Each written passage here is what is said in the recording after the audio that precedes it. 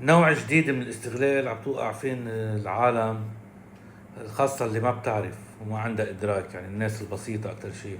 يا جماعة برجع بنبه على موضوع الوكالات، حقلكم شيء صاير من تجربة أحد الأشخاص لخلي العالم تنتبه لتعرفوا إنه ضروري تقروا النص اللي عم تعملوه عند كاتب العدل الوكالي.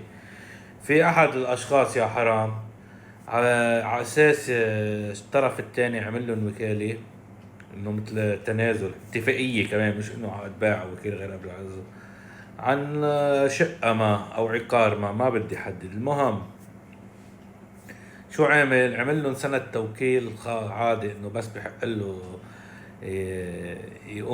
ينوب عنه بالدوائر العقارية، وهذاك ما بيعرف على الطرف الثاني، يعني على سجيته مثل ما بيقولوا، وضحكين عليه ومفكر انه مطوب له الارض باسمه.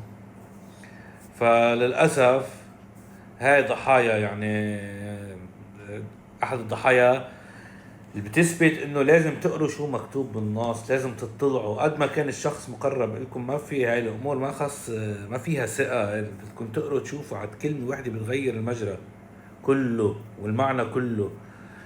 فحبيت شارككم بهالمعلومة لتديروا بالكم انه اهمية قراءة شو مكتوب بنص الوكالة. شو هي هيدي الوكالة؟ في 1000 نوع من الوكالات.